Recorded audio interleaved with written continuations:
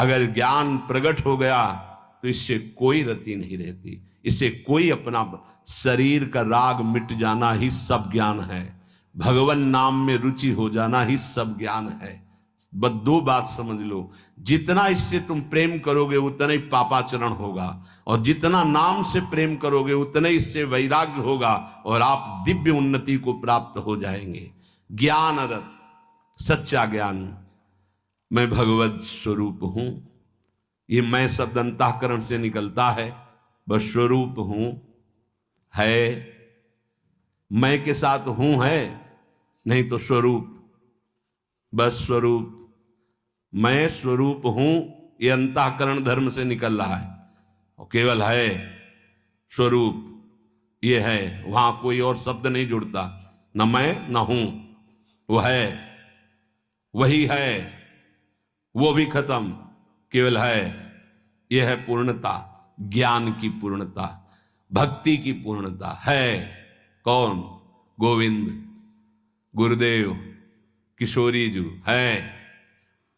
बिरत खटाई नाना कस, जैसे कुछ धातुएं होती हैं उनमें खटाई डालते तो बहुत जहरीली हो जाती है, ऐसे ही उपासक को हर भोग दिखाई देता जहरीला। ब्रह्मादिक के भोग सब विषम लागताई, तो कहे फिर सुख क्या उसको मिलता होगा? गांव में जब गुड़ बनाया जाता है तो ऊपर का जो फेन निकलता है ना, गांव के जो गरीब लड़के होते हैं दौड़ के वो चाटते हैं, बड़ा मीठा अच्छा लगता है। कहीं उनको रबड़ी मिल जाए तो उसकी तरफ देखेंगे क्या? नहीं देखेंगे, क्योंकि अब उससे बहुत कई गुना बढ़कर के आनंददायक रबड़ी मिल गई। जैसे निर्मल विशाल मृदु जल का जलाशय मिल जाए तो छोटे छोटे गंदे गड्ढों की याद नहीं आती, ऐसे सच्चिदानंद भगवान का सुख स्फुरित होता है जब, ते गंदे विषय विष की तरह दिखाई देते। ब्रह्मादिक के भोग सब विषम लागता है। तो बोले उस उपासक के हृदय में इतना वैराग्य हो जाता है जैसे वमन, खाने का मन नहीं होगा, विष्ठावत मलवत त्याग, मल त्याग के बाद कोई अहंकार नहीं होता, अर्थात वो त्यागी भी है और अहंकार का त्यागी है। जैसे इसमें कहा बिरत खटाई नाना कस, जैसे काश आदि जो पात्र हैं इनमें खटाई पड़ जाए तो बहुत जहरीली हो जाती है। बोले ऐसे ही ये सारे विषय उसे जहरवत दिखाई देते हैं। इसीलिए जो विषय प्रिय लग रहे हैं उनसे पिंड छुटाना हो तो भगवान को अर्पित करके भोग लगा के पाओ। गंदे विषय भगवान को भोग लगाए नहीं जाते। अगर कोई भी प्रिय पदार्थ है आपका कि ये तो हमें बहुत पसंद है, तो उससे पहले 20 मिनट प्रभु को भोग लगाओ और थोड़ा प्रसाद लेके बांट दो। कोई और ना हो तो पशु पक्षियों को बांट दो, राग खत्म हो जाएगा, पक्का राग खत्म हो जाएगा। ये गुरुजनों के अनुभव की बात है। कुछ ऐसे पदार्थ होते हैं, पूज्य राधा बाबा भाई जी से कहा कि सब ठीक है आपकी कृपा से, पर मिठाई देखते ही प्रीता बढ़ जाती, तो क्या अभी हमारा राग है मिठाई में?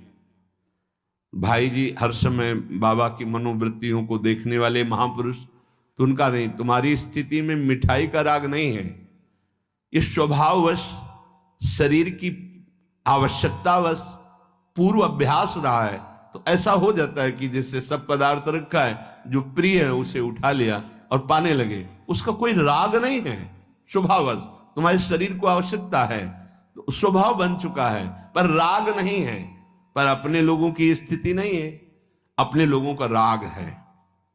हमें जो राग है सच्ची मानो गुरुजनों की आज्ञा पे चले तो नष्ट हो जाएगा। जो प्रिय से प्रिय वस्तु लगे 20 मिनट भोग लगाना, दिखाना नहीं केवल, क्योंकि होगा ना कि गरम गरम पकौड़ा और चटनी और सब दिखा लो श्री जी को पालो, नहीं, रसेंद्री को नहीं, श्री जी को पवाओ और इसके बाद एक पकौड़ा चटनी आप लो, बकाया दूसरे को दे दो, आप अपना पेट भरो रोटी से।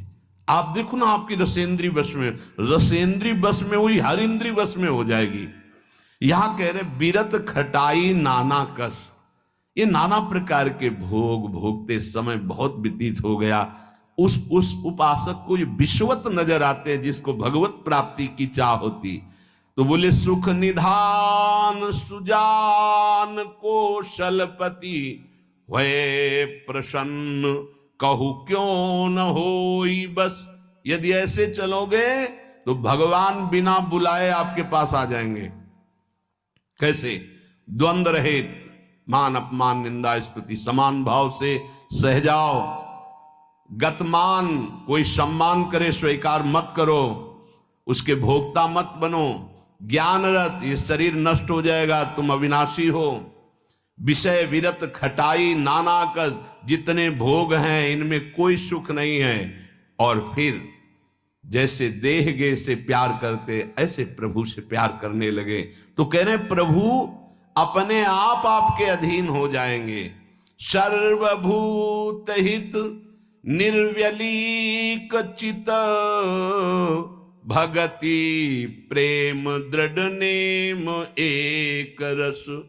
तुलसीदास यह होई तबहि जब द्रवै ईश जेहि हतो शीस दस।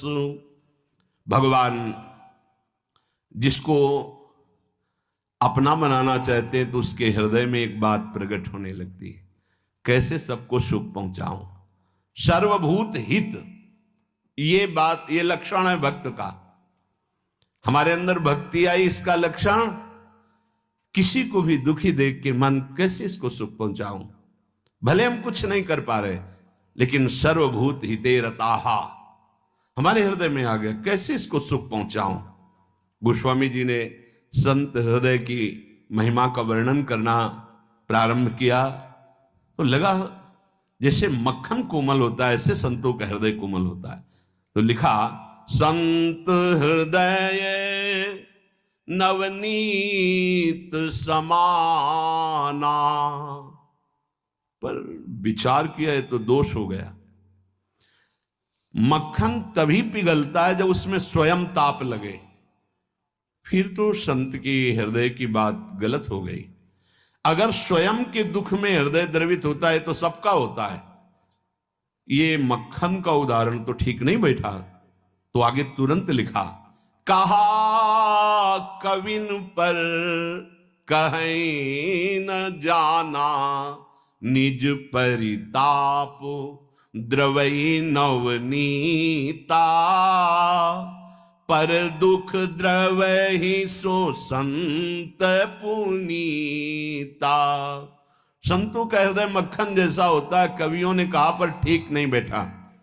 क्योंकि मक्खन को स्वयं जब ताप लगता है तब पिघलता है, लेकिन संत तो दूसरे के दुख को देख करके द्रवित हो जाते हैं।